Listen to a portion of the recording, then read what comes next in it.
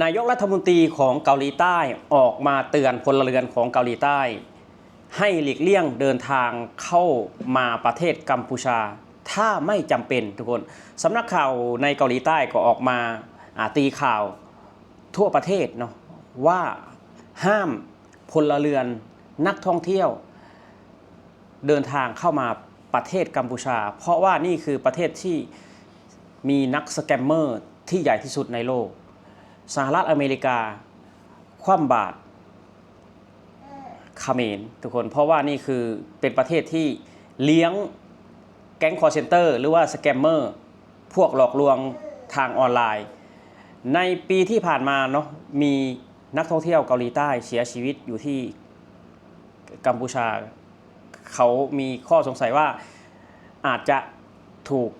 แก๊งสแกมเมอร์ทรมานเนาะเพราะว่าคือตอนนี้สแกมเมอร์ที่กัมพูชาเขาเพ่งเล็งคนต่างชาติมากขึ้นเนาะคือสแกมเมอร์ที่กัมพูชาเนี่ยคือเขาไม่ได้ทำมาเพื่อหลอกคนกัมพูชาทุกคนเนาะเขาหลอกทั่วโลกเนาะโดยเฉพาะนี่คือคนไทยเนี่ยคนไทยก็โดนหลอกปีละหลายร้อยล้านทุกคนหลายร้อยล้านบาทโดยเฉพาะคุณป้าคุณแม่คุณป้าคุณยายคุณอะไรเนี่ยที่เกษียณแล้วก็มีเงินเก็บเยอะๆเนี่ยพวกสแกมเมอร์เขายิ่งชอบมากทุกคนคือวันนี้เป็นกระแสแรงมากเนาะที่สื่อในเกาหลีใต้ออกมาเตือนพลเรือนของเกาหลีใต้เนี่ยห้ามเดินทางเข้ามาในประเทศกัมพูชาถ้าไม่จำเป็นเนาะถ้าจะมาท่องเที่ยวก็ให้ไปที่ลาวมาที่ไทยไปที่เมียนมาไปที่มาเลเนาะแต่ห้ามไม่อยากให้ไปเที่ยวที่กัมพูชาเรื่องนี้ก็เป็นกระแสทุกคนวันนี้เป็นกระแสมากคือคนกัมพูชาเขารับรู้แล้วว่ารัฐบาลของเกาหลีใต้เนี่ยสื่อในเกาหลีใต้นี่เอา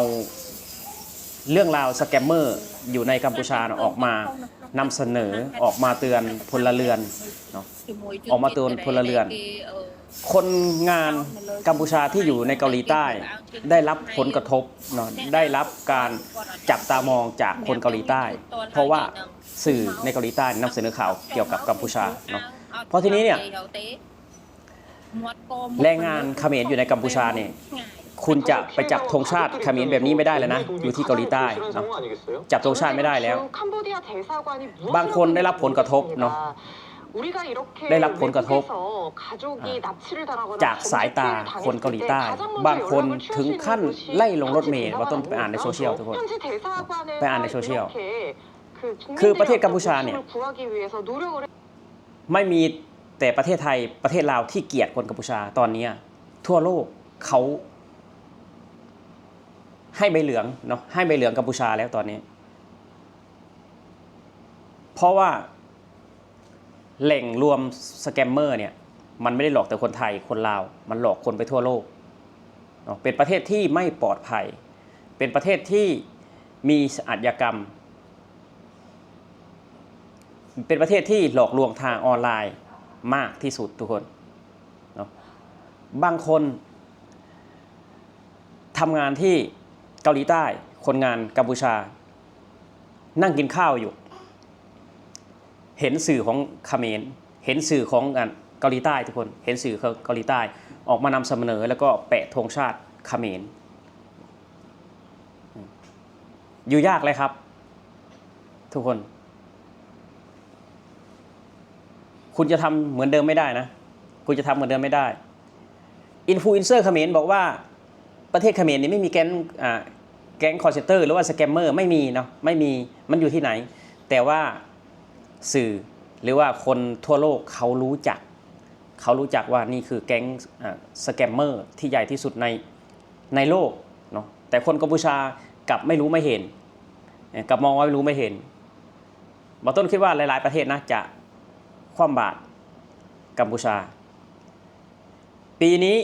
เนาะเริ่มจะเข้าฤดูกาลท่องเที่ยวแล้วทุกคนเริ่มจะเข้าฤดูกาลท่องเที่ยวแล้วมีข่าวออกมาแบบนี้ก็เขมรเสียหายทุกคนเสียหายแน่นอนได้รับผลกระทบแน่นอนเพราะว่าคนจะมาเที่ยวเขาก็ไม่กล้ามาทีนี้เพราะว่ารัฐบาลเขานำเสนอข่าวว่าเป็นประเทศที่ไม่ปลอดภัยสนามบินเตโซ เราก็รอดูว่าจะมีนักท่องเที่ยวไหมเนาะจะมีนักท่องเที่ยวไหมเพราะว่าเกิดเหตุการณ์ที่สื่อหลายๆประเทศเอาสแกมเมอร์ในเขมรนี่ออกมาเผยแพร่ทางทีวีทางสื่อสังคมออนไลน์เนาะคนเขาก็กลัวนะทุกคน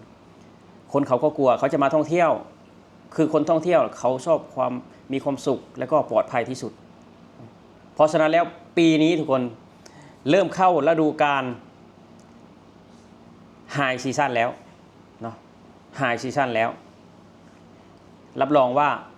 ประเทศไทยเต็มแน่นักท่องเที่ยวประเทศไทยเต็มแน่ทุกคนคำเวียดนามสนามบินเตโซอาจจะเป็นสนามบินล้างในปีแรกก็เป็นได้เพราะว่านี่คือทั่วโลกเขารู้จักแล้วทั่วโลกเขานำเสนอแล้วทั่วโลกเขามองแล้วประเทศคุณเป็นประเทศที่หลอกลวงเป็นประเทศที่ไม่ปลอดภัยเป็นประเทศที่ไม่น่าไปเที่ยวเอาละทีนี้ทุกคนรัฐบาลเขมร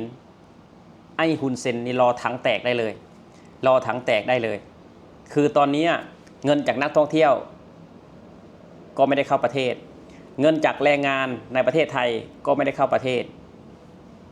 สินค้าก็ผลิตเองไม่เป็นนับวันรอดูทุกคนนับวันรอดูนี่ก็คือบอกต้นว่าเป็นผลดีนะที่สำนักข่าวต่างประเทศนำเสนอเรื่องสแกมเมอร์ในเขมรเนาะเพราะว่ามันเป็นอีกทางหนึ่งที่กดดันนี่ที่กดดันสมเด็จฮุนเซนหรือว่าไอ้ฮุนเนี่ยกดดันเนาะกดดันไม่ให้มีแก๊งสแกมเมอร์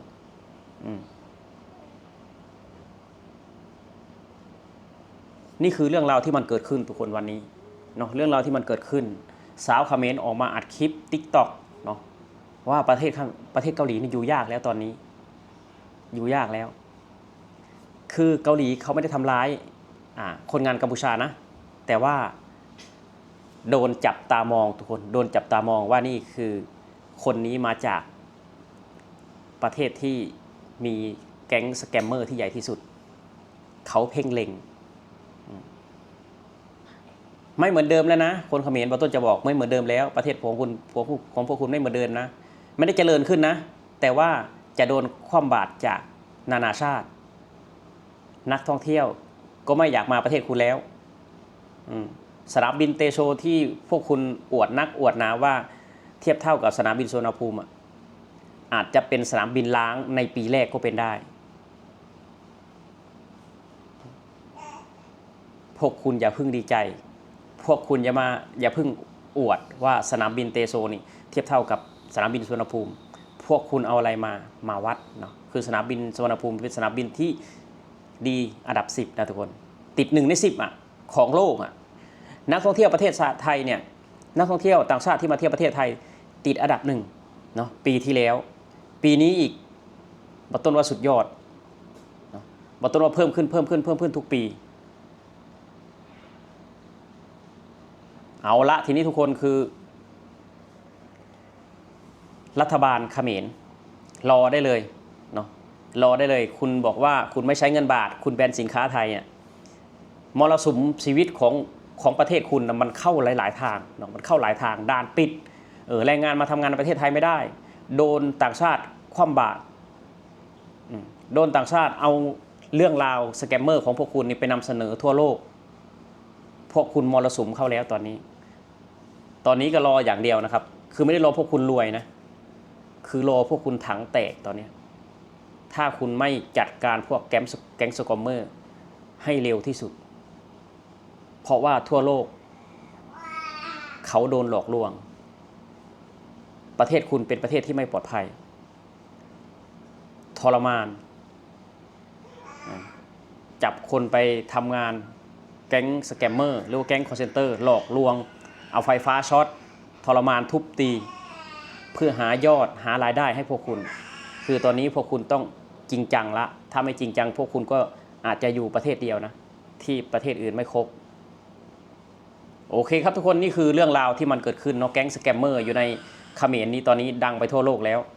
สำนักข่าวอยู่ในเกาหลีใต้นำเสนอเรื่องนี้คนเกาหลีใต้ก็ไม่อยากมาเที่ยวประเทศคุณแล้วเนาะแรงงานเขมรอยู่ในเกาหลีใต้ โดนจับตามองจากคนเกาหลีใต้โอเคครับผมสวัสดีครับ